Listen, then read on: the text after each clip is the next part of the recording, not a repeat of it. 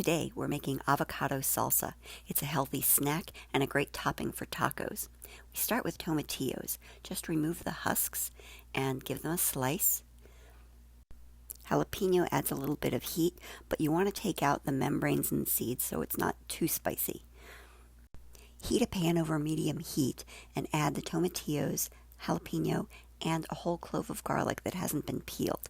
Cook it until it's softened and fragrant, maybe a little golden, and then we're going to remove the skin from the garlic and put everything into a food processor. Pulse, and then we add fresh cilantro. You don't need to chop it. Season with salt, lime zest, and lime juice. Then come the avocado. These are actually about a day past their prime, but they work perfectly in this salsa. So if you've got some older ones, this is a great way to use them.